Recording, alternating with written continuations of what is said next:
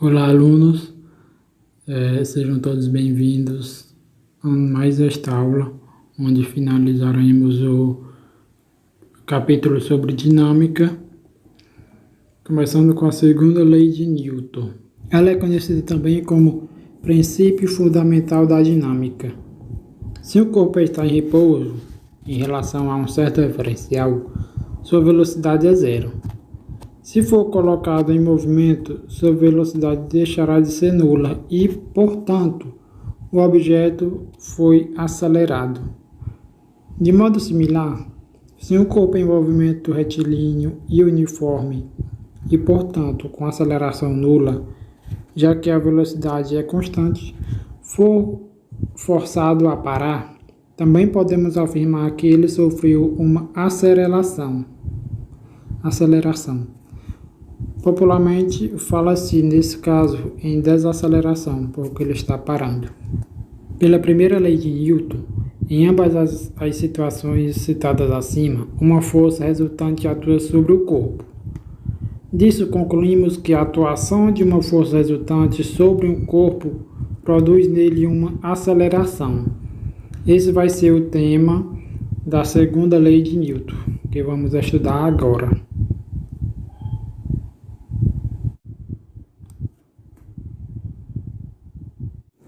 Esta é a segunda lei de Newton. Mas como assim? A segunda lei de Newton é uma fórmula? Sim, onde ela diz que F é igual a M vezes A. F é o módulo da força resultante que atua sobre o corpo, a massa, o M é a massa do corpo e o A é a aceleração do corpo que está sendo estudada.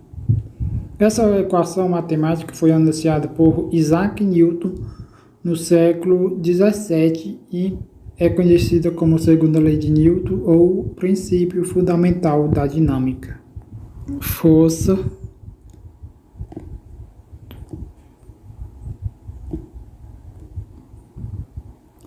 é igual a massa vezes aceleração.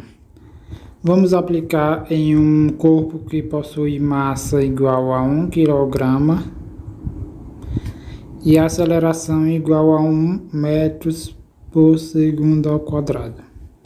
Só substituindo, vamos concluir que a massa é 1 vezes 1 da aceleração. Então, sua força é 1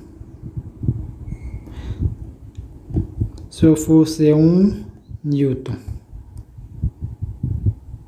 E se considerarmos um corpo que possui massa 3 kg e aceleração de 2 metros por segundo ao quadrado? Substituindo o M, a massa 3 e a aceleração 2, sua força seria de 6 newtons. 6 newtons. Vamos aplicar mais 3 exemplos. Calcule a força resultante do corpo que possui massa igual a 2 kg e aceleração igual a 3 metros por segundo. Então, a massa vale mede 2 kg e a aceleração é igual a 3 metros por segundo ao quadrado. Então sabemos que a fórmula é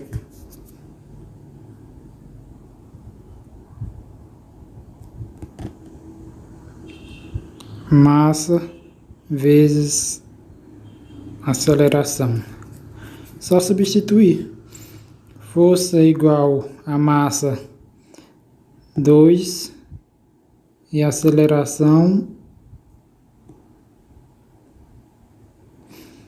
3. Então a força dá 6 newton.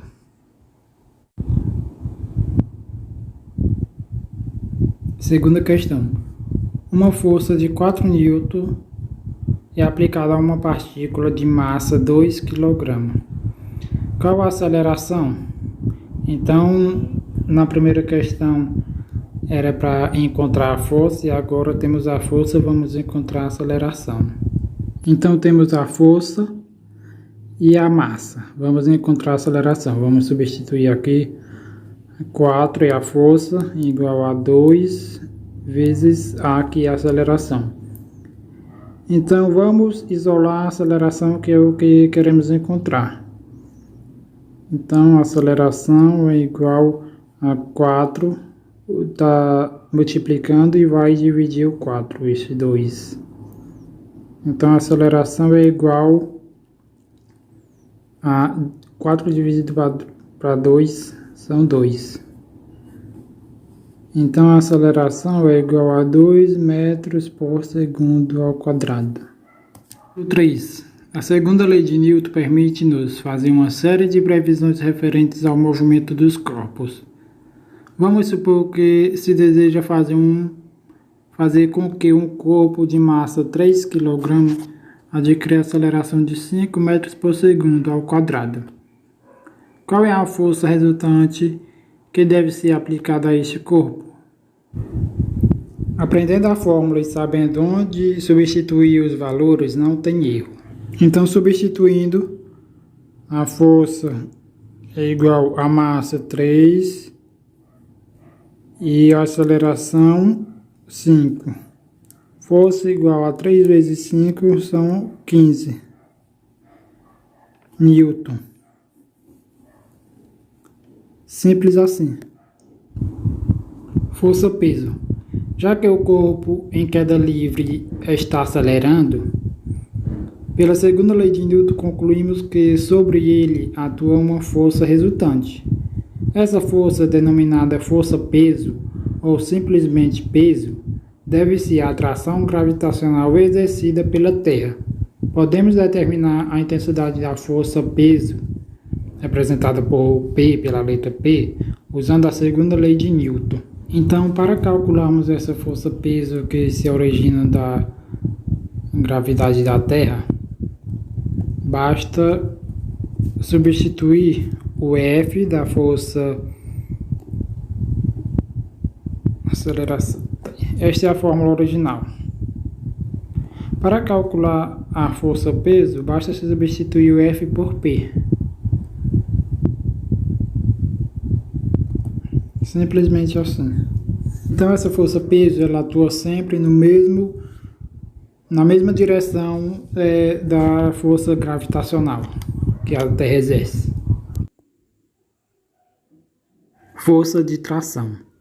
Quando uma pessoa tenta arrastar um caixote, puxando uma corda amarrada a ele, está aplicando uma força ao caixote. Fios, linhas e cordas podem ser usados para transmitir forças, como nesse exemplo que acabei de citar. A força transmitida por esses elementos, quando puxados, é denominada força de tração, ou simplesmente tração.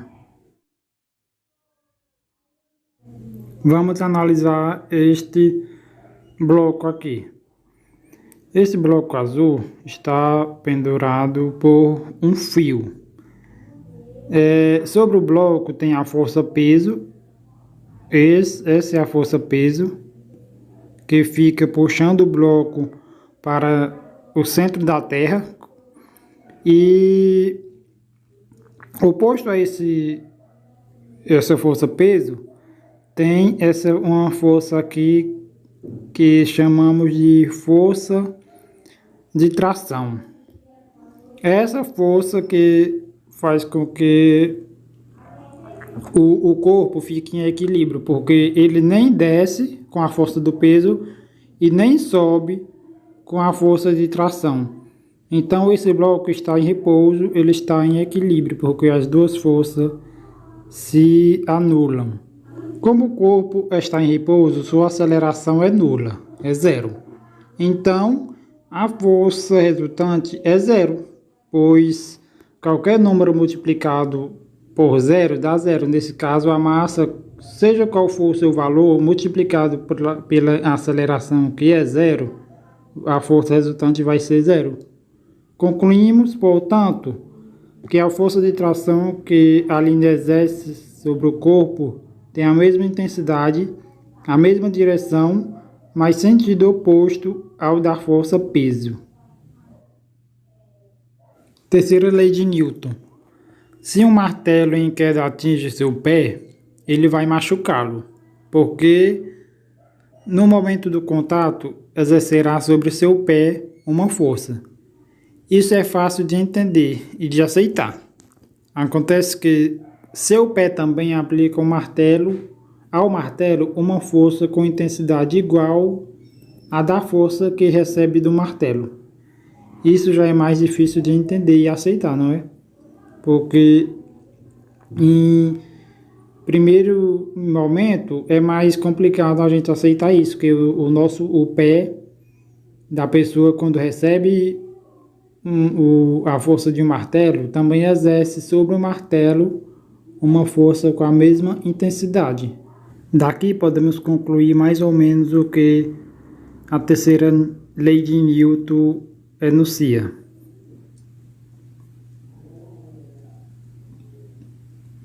Para qualquer força que um corpo A aplica ao corpo B, haverá uma força de mesma intensidade, de mesma direção, mas de sentido contrário, aplicada pelo corpo B ao corpo A. Simplificando, a terceira lei de Newton, ela enuncia que para toda ação existe uma reação. Se você dá um burro na parede, a parede vai lhe devolver com a mesma intensidade. Vai lhe devolver essa força com a mesma intensidade, mas com sentido oposto. Por isso que sua mão vai doer, porque não foi você que bateu na parede, foi ela que lhe bateu. Foi ela que devolveu a sua força que você aplicou nela. Quando você está caminhando, existe aí uma força de reação, ação e reação. Porque quando você aplica a força de ação, apoiando o pé no chão, ao mesmo tempo a terra ela exerce a força de reação, fazendo com que o seu pé levante e assim você possa se locomover, como mostra na figura. Então a ação é pressionar a terra com o seu pé e a reação é a terra devolver essa sua ação, mas nesse caso é a reação com a mesma força, com a mesma intensidade. Por exemplo, no jogo de futebol, quando você vai cabecear a bola, você tem a ação de cabecear a bola, de jogar a sua cabeça na bola, mas a bola tem a reação de devolver aquela força que você aplicou nela com a mesma intensidade. Assim, com a terceira lei de Newton, concluímos o capítulo sobre dinâmica. Até a próxima aula, se aprofundem no tema, estudem, assistam outras videoaulas, pesquisem, porque o aprendizado é o maior ganho que podemos ter nessa vida.